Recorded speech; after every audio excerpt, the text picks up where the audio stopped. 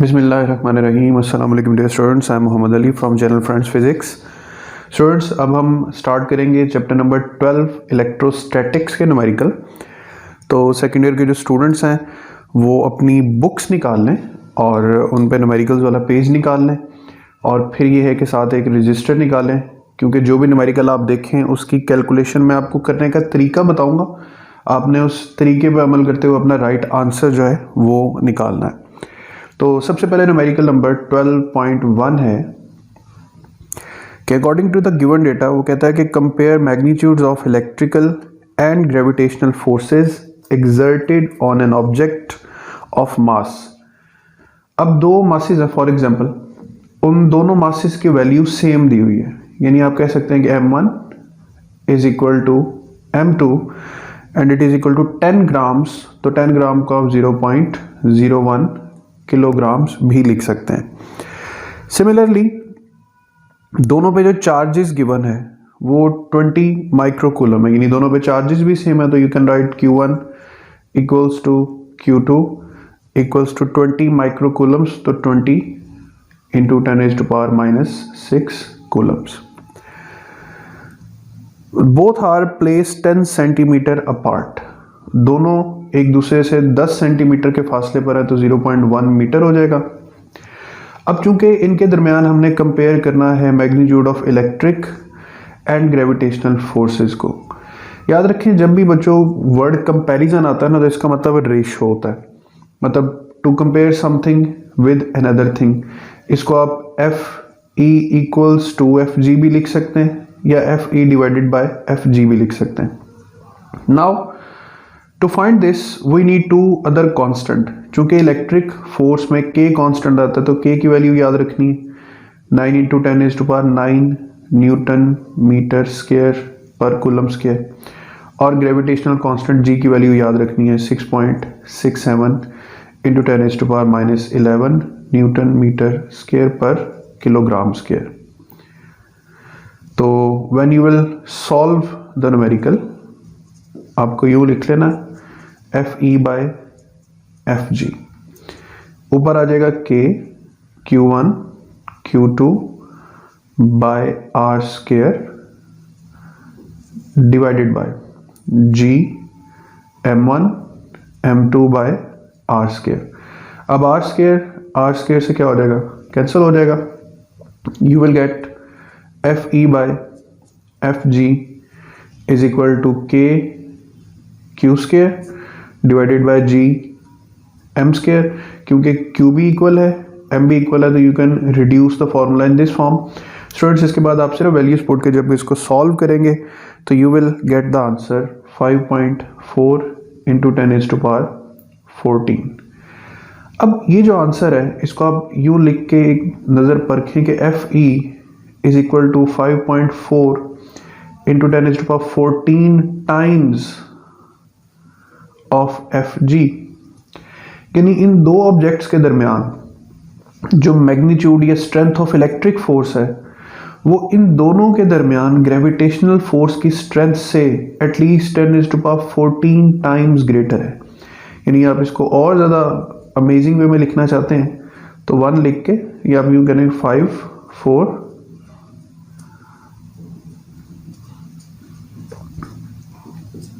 Times G, यानी इतने times greater है electric force than the gravitational force. तो ये है इस न्यूमेरिकल की ब्यूटी कि ये आपको बताता है कि नेचर में जो स्ट्रेंथ ऑफ इलेक्ट्रिक फील्ड है इट इज मच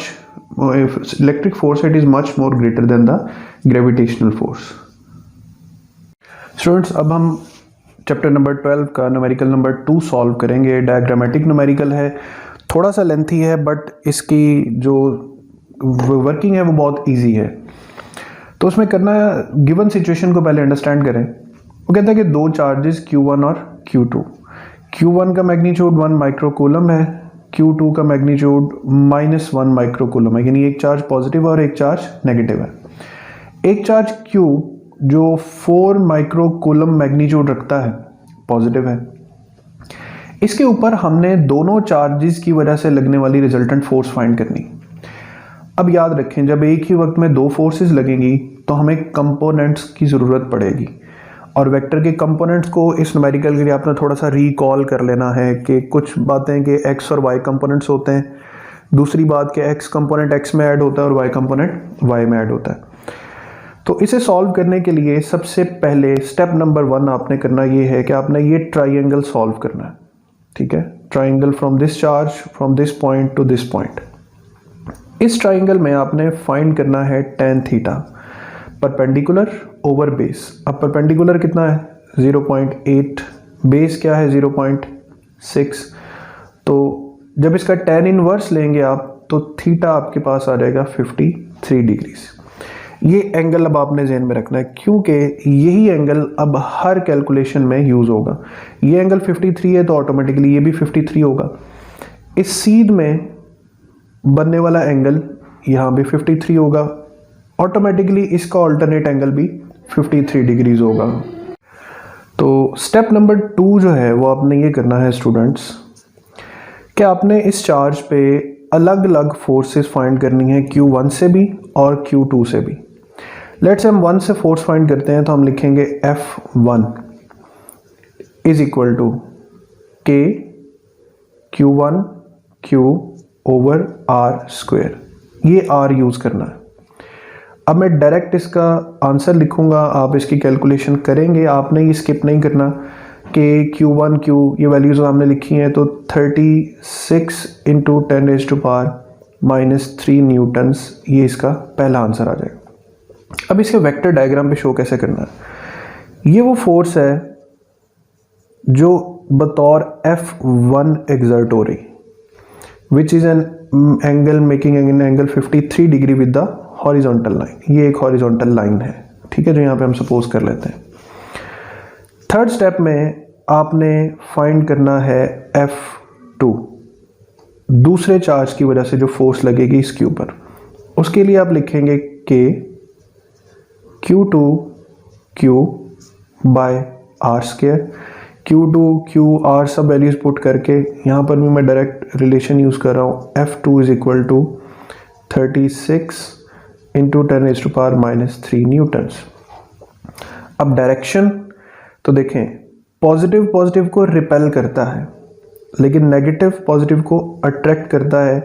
तो यहाँ पर जो फोर्स लगेगी स्टूडेंट्स वो टूवर्ड्स द चार्ज लगेगी, ठीक हो गया।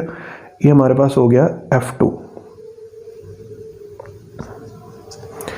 अब यहाँ तक तो क्लियर होगी बात, बट नाउ जो टोटल फोर्स होगी वो इन दोनों फोर्सेस के रिजल्टेंट्स की वजह से होगी। अब देखें, हमें सबसे पहले इनके कंपोनेंट्स ड्रॉ करने पड़ेंगे। तो सबसे पहले अगर हम F1 के कंपोनेंट्स ड्रॉ करते हैं तो यहाँ से एक परपेंडिकुलर लाइन ड्रॉ कर देनी, ये दो कंपोनेंट्स हो गए। तो अब इसके बाद कंपोनेंट्स की बात चलेगी। F1 is equal to F1x plus F1y, ठीक है। यहाँ पर I यूनिट वेक्टर आ जाएगा, यहाँ पर J यूनिट वेक्टर आ जाएगा। सिमिलरली दूसरी फोर्स के कंपोनेंट्स बनाने के लिए उसी तरह एक प्रोजेक्शन ड्रॉ कर दें, ठीक है। ये उसका y कंपोनेंट और ये उसका x कंपोनेंट। तो F2 हमारे पास आ जाएगा F2xi प्लस F2yj। ये तो आगे दोनों फोर्सेस के अलग अलग x कंपोनेंट्स और y कंपोनेंट्स। अब जो रिजल्टेंट फोर्स होगी स्टूडेंट्स, जो टोटल फोर्स होगी, that would be equal to Fxi plus Fyj, यानी total sum of x forces plus total sum of y forces. अब ये जो टोटल सम वाली सिचुएशंस हैं इसको हम ऐसे सॉल्व करते हैं कि लेट्स से जो total force along x axis है, ठीक है, वो है F1xi प्लस F2xi, यानी फर्स्ट फोर्स का भी x कंपोनेंट ऐड कर दें, सेकंड फोर्स का भी x कंपोनेंट ऐड कर दें, यानी इन दो लाइंस पर आने वाले वेक्टर्स को ऐड कर दें। ये है फर्स्ट फोर्स का x कंपोनेंट, ये है सेकंड फोर्स का x कंपोनेंट। तो total force along x axis is F1 cos theta plus F2 cos theta. Total force along x axis. अब F1 और F2 दोनों की वैल्यूज क्या है, सेम है, तो इन दोनों की वैल्यूज हम कॉमन ले लेते हैं। 36 इंटू 10⁻³ cos 53 प्लस cos 53, ठीक है। तो total force along x axis comes out to be 36 into 10⁻³ into, अब ये दोनों फैक्टर्स को ऐड करके आंसर आता है 1.204। इनकी वैल्यूज फाइंड करनी है, फिर इनको ऐड करना है। तो बच्चों total force along x axis जो हमारे पास आ रही है वो है 43.3 इंटू 10⁻³ न्यूटन्स। सिमिलरली अब हम फाइंड करेंगे the force along y axis. तो we will write Fy is equal to F1y plus F2y। Force के y कंपोनेंट में दूसरा y कंपोनेंट ऐड करना है। इसको थोड़ा क्विकली सॉल्व कर सकते हैं। F1y minus F2y। देखें F1y की डायरेक्शन अपवर्ड है तो F2y की डायरेक्शन डाउनवर्ड है। अब चूंकि दोनों इक्वल भी हैं लिहाजा ये दोनों तो एक दूसरे को क्या कर देंगे, कैंसल आउट कर देंगे। तो इन शॉर्ट हमारे पास जो रिजल्टेंट फोर्स है उसमें स्टूडेंट्स x की वजह से हम वैल्यू पुट करेंगे और y की वैल्यू जो है वो क्या लिखी जाएगी, 0 लिखी जाएगी। एंड फाइनली जब हम magnitude of the force find करेंगे under root of f(x)² plus f(y)², तो यहाँ पर मैं डायरेक्ट आंसर लिख देता हूँ। Fy का आंसर तो क्या है, 0। Fx की वैल्यू लिखी है, इसका स्केयर लेके इसके रूट लेना है, तो आपके पास सिंपली जो आंसर आ जाएगा वो 0.043 न्यूटन आ जाएगा। और थीटा फाइंड करने के लिए जब आप अप्लाई करेंगे tan इनवर्स ऑफ Fy जो कि 0 है और Fx जो जिसकी वैल्यू 0.043 आपने फाइंड की है, तो आपके पास थीटा कितना आ जाएगा, 0 डिग्री। यानी हॉरिजॉन्टल एक्सिस के साथ फाइनली जो फोर्स लग रही है वो इस डायरेक्शन में लग रही। तो इन शॉर्ट इस न्यूमेरिकल को समराइज करें तो Q1 से फोर्स लग रही है इस डायरेक्शन में, Q2 से फोर्स लग रही है डाउनवर्ड डायरेक्शन में। अब ये दोनों फोर्सेस इस चार्ज पे कंपोनेंट्स के तहत असर कर रही। अगर इनके x कंपोनेंट्स देखें तो दोनों एक ही सिमत में, लिहाजा x कंपोनेंट में ये फोर्स एग्जिस्ट करेगी। y कंपोनेंट्स में देखें तो ये फोर्सेस एक दूसरे के इफेक्ट को कैंसिल कर रही हैं। तो इन शॉर्ट इसकी जो फाइनल डायग्राम होगी वो ये होगी कि इस चार्ज पे जो नेट फोर्स लग रही है वो इस डायरेक्शन में लग रही है, हॉरिजॉन्टल टू एक्स एक्सिस, ये पैरेलल टू एक्स एक्सिस। तो समरी इसकी फिर रिवाइज कर देता हूँ। नंबर 1 पे आप क्या करें, एंगल थीटा फाइंड करें। फिर नंबर 2 और नंबर 3 पे फोर्सेज F1 और F2, F1 और F2। नंबर 4 पे दोनों के कंपोनेंट्स बनाएं, इसके भी एक्स वाई कंपोनेंट्स, इसके भी एक्स वाई कंपोनेंट्स, दोनों बन गए। फिर टोटल फोर्स के लिए एक्स कंपोनेंट्स में एक्स को जमा कर दें, वाई कंपोनेंट्स में वाई को जमा कर दें। एक्स में एक्स को ऐड करेंगे तो आंसर आएगा। वाई में वाई को ऐड करने से चूंकि डायरेक्शंस ऑपोजिट हैं तो ये एक दूसरे से क्या हो जाएंगे, कैंसिल हो जाएंगे। फिर रिजल्टेंट ऑफ वेक्टर का फॉर्मूला अप्लाई करना है and you will get the force and the direction. तो ये था स्टूडेंट्स न्यूमेरिकल नंबर 2। स्टूडेंट्स अब न्यूमेरिकल नंबर 12.3 है कि अ पॉइंट चार्ज Q, एक चार्ज है Q जिसकी वैल्यू -8 इंटू 10⁻⁻8 कूलम्स है। It is placed at the origin.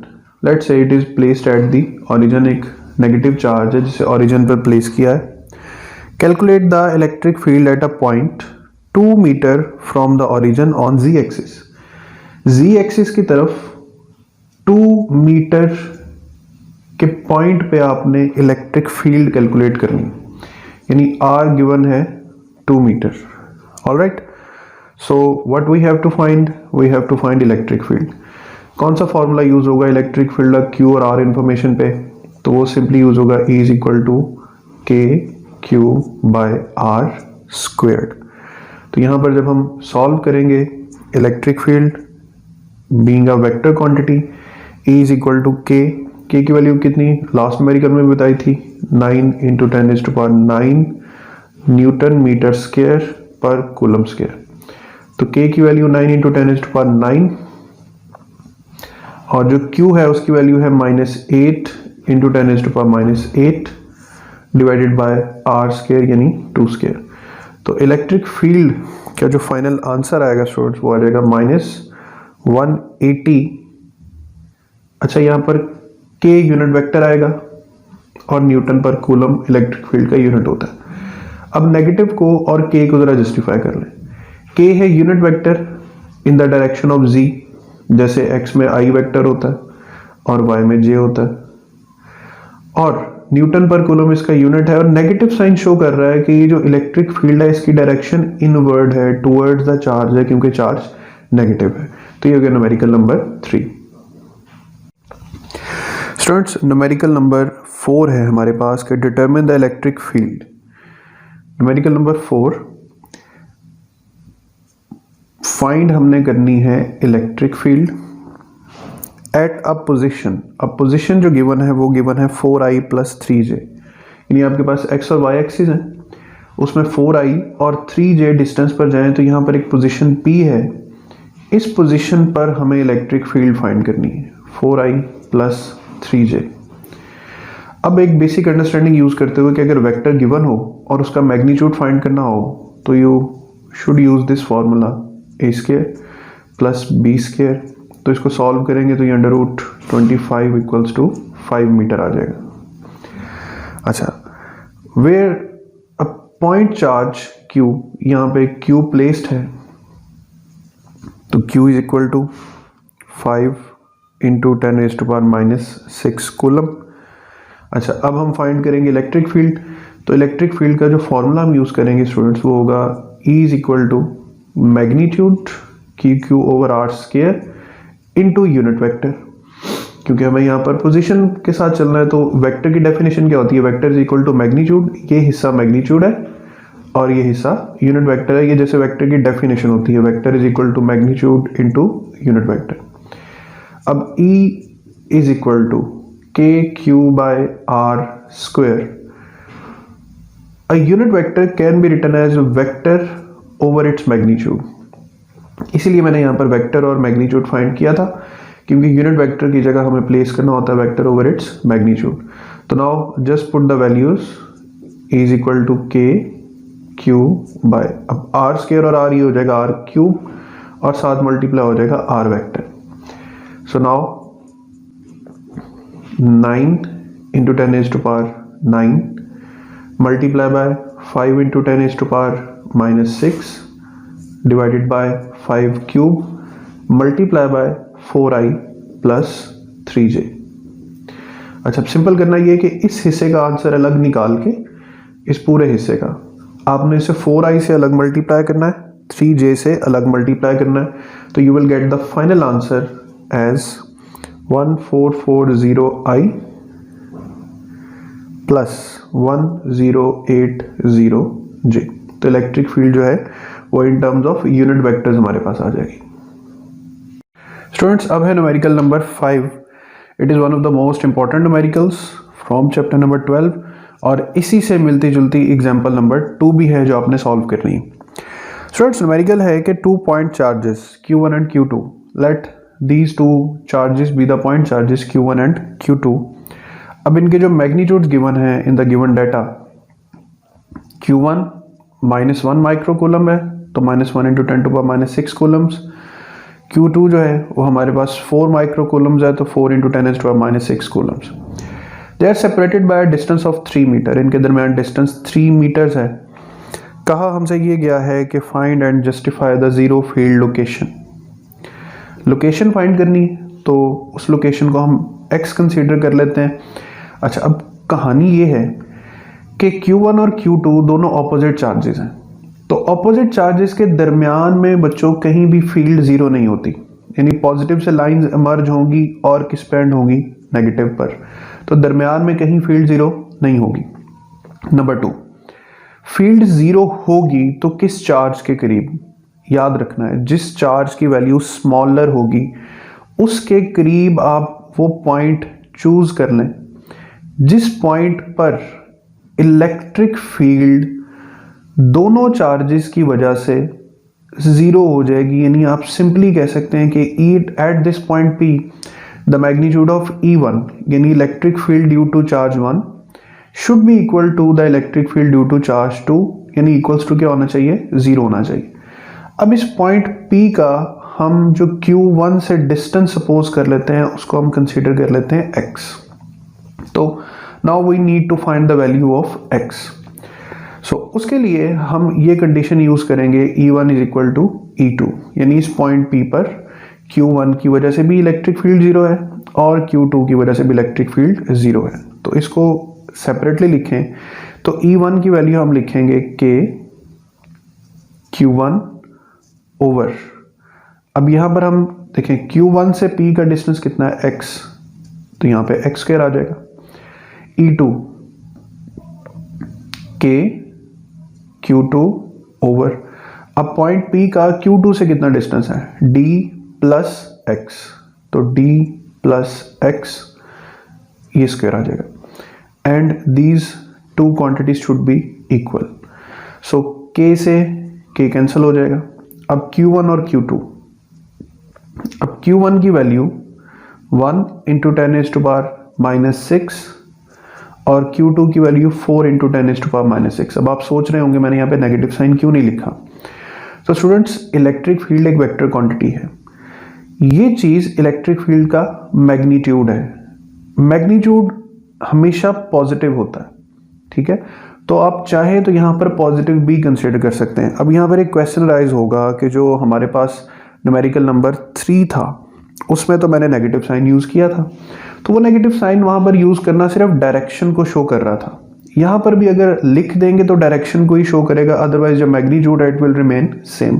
तो यहाँ पे नेगेटिव साइन यूज करने की जरूरत आपको नहीं है। Divided by x square divided by 3 plus x squared, ठीक है। डी की वैल्यू 3 लिख देनी। अब -6 है, -6 भी कैंसिल हो जाएगा, तो 1 over x squared is equal to 4 over 3 plus x squared. अब हमारे पास एक आसान हल ये है कि हम दोनों तरफ स्क्वायर रूट ले लें, तो ये बन जाएगा 1 over x is equal to 2 divided by 3 plus x, cross multiply करें तो 3 plus x will be equal to 2x, यहाँ से हम x उस तरफ माइनस कर दें तो 3 is equal to 2x minus x, 3 is equal to आपके पास आ जाएगा x। तो यही चीज़ तो हमें फाइंड करनी थी कि द वैल्यू या distance of x is simply 3 metres from Q1, और यही डिस्टेंस जो है ये हमारे पास 6 मीटर्स हो जाएगा फ्रॉम Q2, यानी ये पॉइंट P Q1 से कितने डिस्टेंस पर है 3 मीटर पर, और Q2 से कितना हो जाएगा दिस 3 प्लस दिस 3, टोटल हो जाएगा 6 मीटर्स। स्टूडेंट्स, न्यूमेरिकल नंबर 12.6 है कि find the electric field strength. Find हमें क्या करना है, electric field strength required to hold suspended a particle of mass. जिसे होल्ड करना है, सस्पेंड करना है एक पार्टिकल को, ये पार्टिकल है इलेक्ट्रिक फील्ड में उसको सस्पेंड करना है जिसका मास 1 इंटू 10⁻⁻6 किलोग्राम्स है, और इसके ऊपर जो चार्ज है वो चार्ज है 1 माइक्रोकूलम 1 इंटू 10⁻⁻6 कूलम्स। अच्छा, उसके बाद जो प्लेट्स का डिस्टेंस है, these plates are distant 10 centimetre या फिर 0.1 मीटर। ऑलराइट, तो अब यहाँ पर हमने दो रिलेशन यूज करने हैं। एक हमने इलेक्ट्रिक फील्ड स्ट्रेंथ जिसकी इक्वेशन होती है E is equal to F over Q, ठीक है, और दूसरी तरफ जो वेट की फोर्स हमारे पास यूज होगी F is equal to W equals to mg, ठीक है। तो हमारे पास दो फोर्सेस का बैलेंस होना चाहिए कि F is equal to q e must be equal to F is equal to W is equal to mg, यानी downward force of weight should be equal to the upward force of electricity. तो we will write q e is equal to mg, यहाँ से E की value हमें find करनी थी, तो mg divided by q। यहाँ पे d डिस्टेंस की हमें ज़रूरत ही नहीं पड़ेगी, तो मास 1 × 10⁻⁻6 है, ग्रेविटी 9.8 है, चार्ज की वैल्यू भी 1 × 10⁻⁻6 है, तो ये दोनों एक जैसी वैल्यूज कैंसिल हो जाएंगी, तो सिंपली 9.8 न्यूटन पर coulomb will be the right answer. Students, numerical number 12.7 है। ये न्यूमेरिकल्स बारहा जो है वो बोर्ड एग्जाम्स में आ चुका है और इंतहाई आसान न्यूमेरिकल है। न्यूमेरिकल ये है कि अ पार्टिकल ऑफ चार्ज 20 इलेक्ट्रॉन्स, एक पार्टिकल है जिसके ऊपर टोटल चार्ज 20 इलेक्ट्रॉन्स के इक्वल है। तो गिवन डाटा में जो Q है वो हम लिखेंगे 20E। It falls through potential difference of 100 volt. ये मूव करता है या फॉल करता है from a potential difference of 100 volt, यानी एक्सेलरेट करता है फ्रॉम positive plate to negative plate. Calculate the energy, अब यहाँ पे पोटेंशियल लिख लें 100 volt. Calculate the energy acquired by it in electron volts. अब इसने एनर्जी एक्वायर की है, चूंकि ये under the action of electric force accelerate कर रहा है, तो ये अटेन करेगा कौन सी एनर्जी? Kinetic energy. तो हमें वो एनर्जी फाइंड करनी है और उस एनर्जी को फाइंड करने की बहुत सिंपल इक्वेशन हमारे पास है, K = Q del V। तो Q 20E है, V हमारे पास 100 वोल्ट है, तो हमारे पास 2000 इलेक्ट्रॉन वोल्ट, और simply you can write 2 kilo electron volt. तो that's the answer. Students, numerical number 12.8 काफ़ी लेंथी न्यूमेरिकल है, लेकिन इसका एक सिंपल सा सीक्वेंस है, उसको जहन में रखना है। मतलब ऐसे न्यूमेरिकल्स मुश्किल वक्त के लिए बचा के रखते हैं, तो ऐसे न्यूमेरिकल आ भी सकते हैं पेपर में। बहुत कम आया है, मतलब माइट बी वन और एक दफ़ा भी ना आया हो बोर्ड में, बट स्टिल हमारे लिए हर न्यूमेरिकल इंपॉर्टेंट है। कि in Millikan's experiment oil drops are introduced in a space between 2 horizontal plates. ये 2 हॉरिजॉन्टल प्लेट्स हैं, इनके दरमियान ऑयल ड्रॉपलेट्स जो है उनको इंट्रोड्यूस किया गया 5 मिलीमीटर अपार्ट, यानी the distance between the plates is 5 millimetre, 5 × 10⁻³ meters. The plate voltage is adjusted to exactly 780 volts. Voltage is 780 volts so that the droplet is held stationary. The plate voltage is switched off, मतलब अब voltage switch off कर दिया और उस droplet को freely fall करने दिया। Free fall किया तो it covered a distance of S = 1.5 millimetre, 10⁻³ meters in 11.2 seconds. Time is 11.2 seconds. Given that the density, अब जो डेंसिटी ऑफ ऑयल यूज है वो 900 किलोग्राम पर मीटर क्यूब है, एंड विस्कोसिटी, और विस्कोसिटी अफेयर जो वहाँ पर डिटरमिंड है वो है 1.8 × 10⁻⁵ न्यूटन पर मीटर स्क्वायर सेकेंड। अच्छा, उसने कहा है हमसे कि फाइंड करें mass of particle and the charge on the droplet. अब एक सिंपल सा सीक्वेंस बता रहा हूँ, उसी को फॉलो करना आपने। स्टूडेंट्स, Q = होता है mg/d/v। ये मिलिगन ड्रॉपलेट के एक्सपेरिमेंट में फॉर्मूला लिखा हुआ है। अब इसमें हमें मास की रिक्वायरमेंट है, क्योंकि G, D और V तो गिवन है, मतलब G की वैल्यू भी आप यहाँ पे लिख सकते हैं, वो भी अंडरस्टूड है 9.8 मीटर पर सेकेंड स्क्वायर। तो think of the sequence mg/d/v। अब इसमें m नहीं पता हमें, we know that m = density into volume, यानी density into volume of droplet क्या होगा 4/3 πr³। अब मास पर आए हैं तो डेंसिटी 4/3 π ये तो पता है, r गिवन नहीं है, r मालूम नहीं है। तो r की वैल्यू फाइंड करने के लिए एक फॉर्मूला था हमारे पास, r = 9η/2g⁻। अच्छा, अब ये फॉर्मूला अप्लाई करते हैं तो इसमें हमें टर्मिनल वेलोसिटी नहीं पता। टर्मिनल वेलोसिटी फाइंड करने के लिए हम सिंपल रिलेशन यूज करेंगे, v = s/t।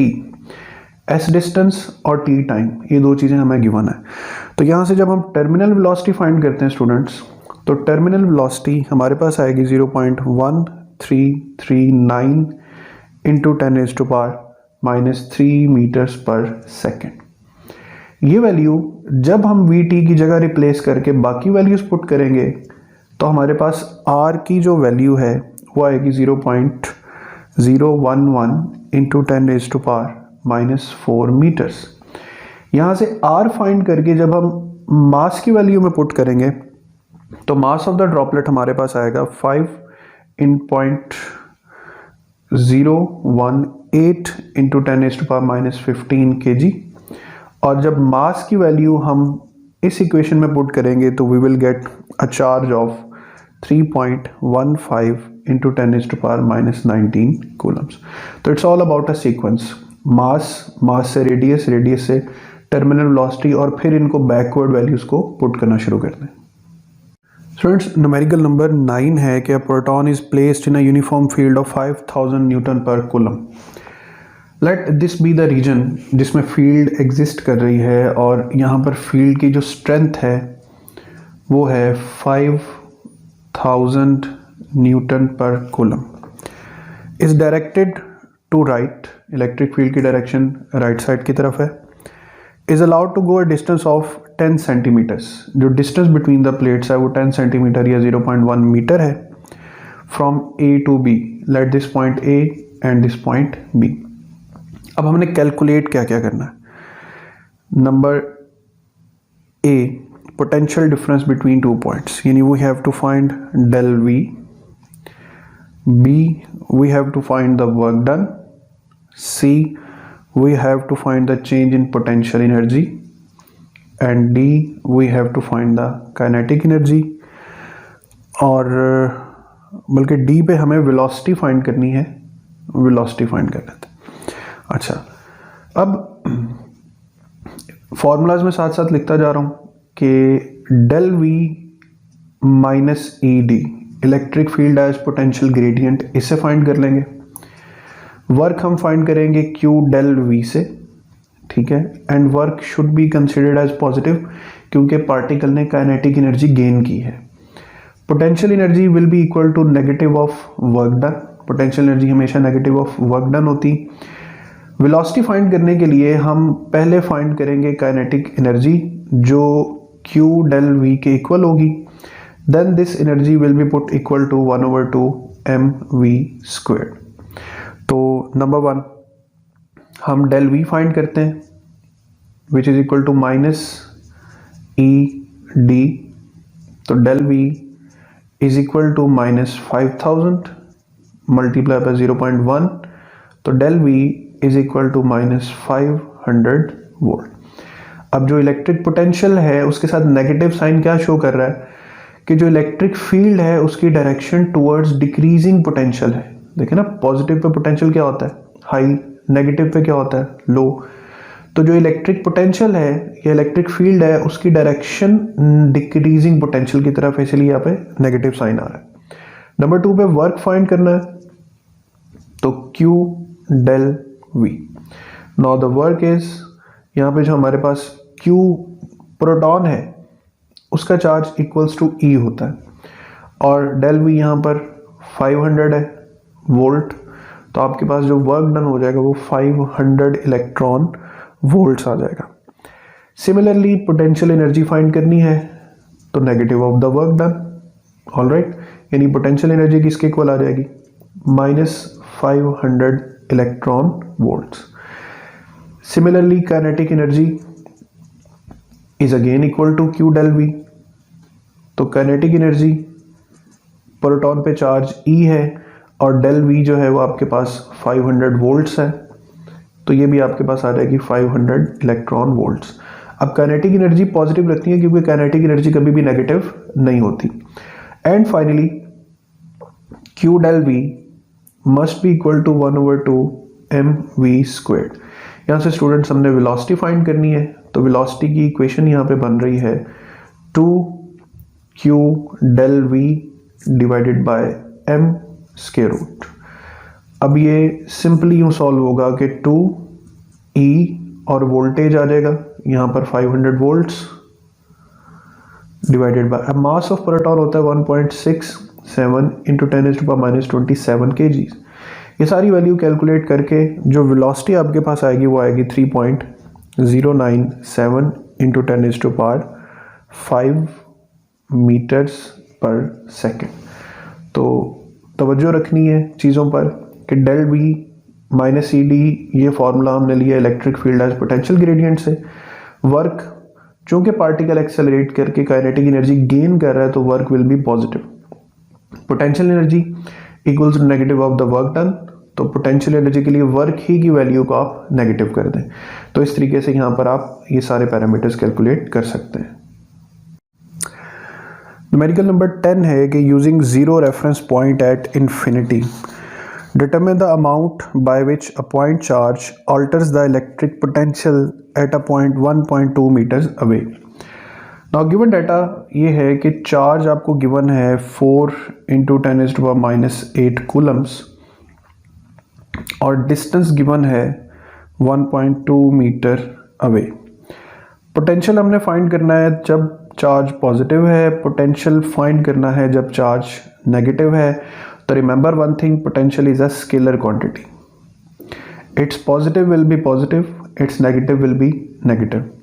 तो पहले वी पॉजिटिव फाइंड कर लेते हैं पॉजिटिव चार्ज के लिए, के Q by are.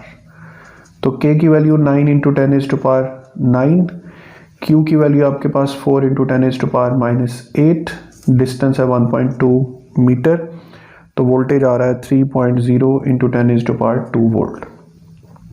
We negative के माइनस क्यू ओवर आर, तो यहाँ पे 9 into 10⁻9 multiply by -4 into 10⁻8 divided by 1.2 metres.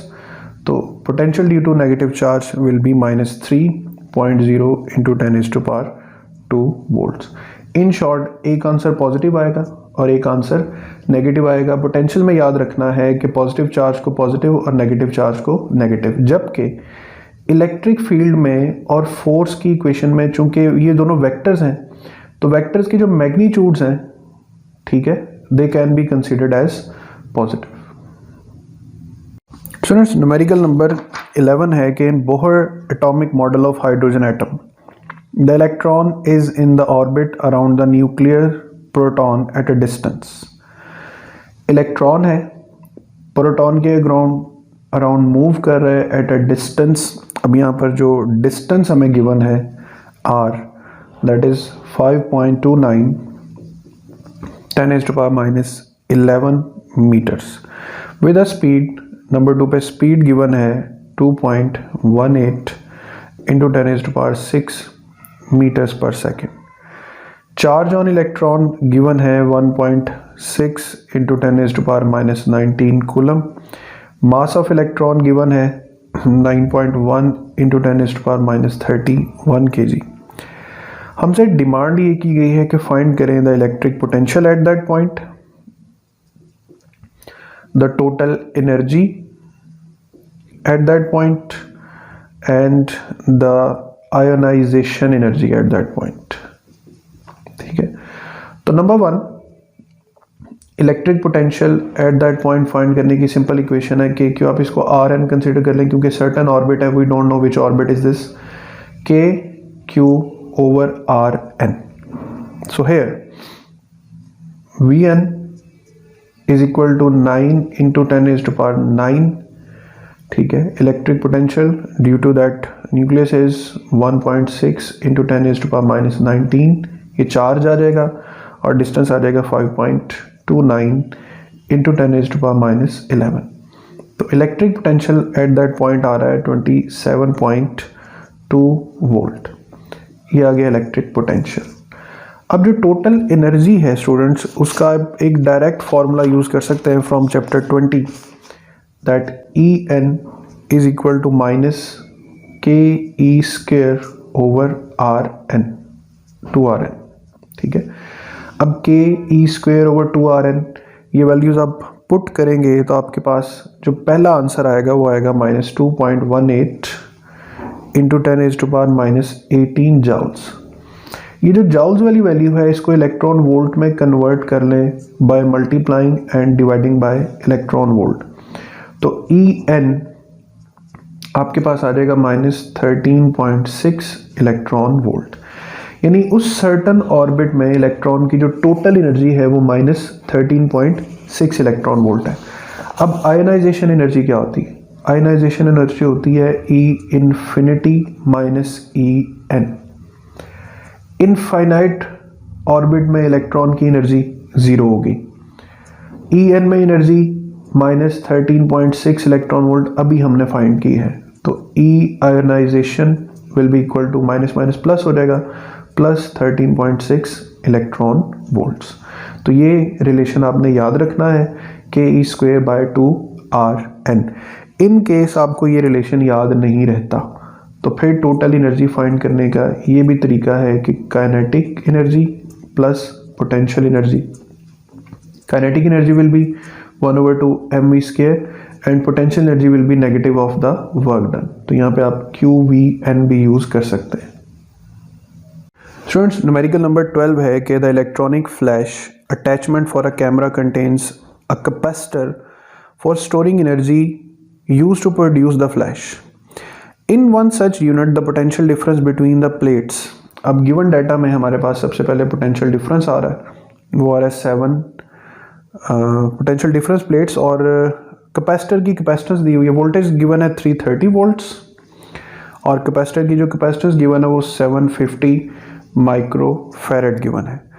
कहा गया है कि determine the energy that is used to produce the flash. Energy हमें फाइंड करनी है। अब इट्स वेरी सिंपल, एनर्जी की इक्वेशन यहाँ पर हम यूज करेंगे 1/2 CV²। 1/2 C की वैल्यू आपके पास आ जाएगी 750 × 10⁻⁻⁶ और V² आ जाएगा 330²। तो एनर्जी विल बी 40.8 जूल्स।